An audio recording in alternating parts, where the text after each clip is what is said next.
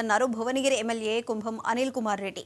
గతంలో మంత్రిని కూడా కలిసే పరిస్థితి లేదన్నారు. భువనగిరిలో అన్ని ప్రభుత్వ పథకాలను ప్రజలకు అందించామన్నారు. నియోజకవర్గంలో సాగు తాగునీరు ఇచ్చే లక్ష్యంతో ముందుకు వెళ్తున్నామన్నారు. మూసీ ప్రక్షాళన కోసం సీఎం రేవంత్ రెడ్డి వచ్చారన్నారు. మిషన్ భగీరథ ద్వారా ప్రతి మనిషికి 100 లీటర్ల మంచినీరు అందిస్తామన్నారు. ఎస్పీ వర్గీకరణ చేసిన దమ్మున్న నాయకుడు సీఎం రేవంత్ రెడ్డి అని అన్నారు. బీసీ కులగణన చేసిన చరిత్ర కాంగ్రెస్ పార్టీదేనన్నారు.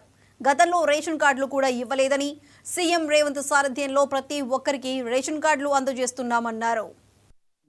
ఎక్కడో దుబాయ్కి వెళ్ళో అంటే అడగోలు డబ్బులు సంపాదించుకోరు కాబట్టి సోషల్ మీడియాకి ఎక్కువ ఖర్చు పెట్టుకొని ఈ ప్రభుత్వాన్ని అంటే ఒక రాద్ధాంతం చేసి ప్రజలలో అయోమయం సృష్టించే కార్యక్రమం చేస్తున్నారు. ఏదో తప్పు జరుగుతుంది, ఏదో సరిగ్గా లేదు రాష్ట్రంలో అనేది ఒక అనిశ్చిత పరిస్థితి తీసుకొచ్చే కార్యక్రమం ఈ టీఆర్ఎస్ ప్రభుత్వం చేస్తుంది, టీఆర్ఎస్ పార్టీ చేస్తుంది.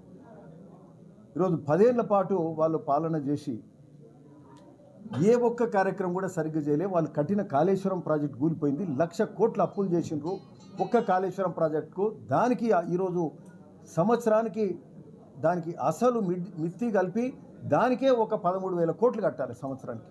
అంటే మొత్తం తెలంగాణ ప్రభుత్వం మీద అంటే ప్రజల మీద మనందరి మీద అప్పులు మోపి భారం మోపి ఈరోజు ఏ కార్యక్రమం చేయాలంటే ఈరోజు అయినా కూడా సాహసోపేతంగా ఇట్లాంటి కార్యక్రమాలు చేస్తుంటే, మంచి కార్యక్రమాలు సంక్షేమ అభివృద్ధి కార్యక్రమాలు అన్నీ చేస్తుంటే దీని మీద మరి ఒక అయోమయం సృష్టించే కార్యక్రమం చేస్తున్నారు.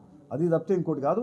ఈరోజు నిజంగా ఈరోజు మా వరకు ఒక శాసనసభ్యునిగా, భువనగిరి శాసనసభ్యునిగా నాకైతే ఈరోజు అంత మంచి జరుగుతుందనే భావన అయితే నాకున్నది. ఎందుకంటే గత 14 నెలలకెళ్ళి చూస్తే వస్తూనే ఉచిత బస్సు ప్రవేశం పెట్టడం అయింది. మహిళలకు ఉచితంగా కరెంటు 200 యూనిట్ల కరెంటు బిల్లు మొదలు పెట్టడం జరిగింది. మరి ఆరోగ్యశ్రీ 5 లక్షల నుంచి 10 లక్షలు ఇచ్చే కార్యక్రమం, గ్యాస్ సిలిండర్ 500 రూపాయలకి ఇచ్చే కార్యక్రమం మొదలైంది. మరి అంటే ఇట్లా అనేక కార్యక్రమాలు జరుగుతున్నాయి. ఆ తర్వాత రైతు రుణమాఫీ కార్యక్రమం మరి 22,000 కోట్లు ఒకేసారి. అంతకుముందు ప్రభుత్వం మొదటి 5 ఏళ్లలో రుణమాఫీ చేయలే, చక్కగా 4 ఏళ్ళు చేస్తే మిత్తి కిందికి పోయింది. రెండో 5 ఏళ్ల సంవత్సరంలో మళ్ళీ అసలు రుణమాఫీ చేయలే. ఈరోజు మనం మొదటి సంవత్సరంలో రుణమాఫీ కోసము 22,000 కోట్లు ఇచ్చి రైతులకు మరి మేలు చేసే కార్యక్రమం చేసి పెద్ద. నెల్లూరు జిల్లా మక్తల్లో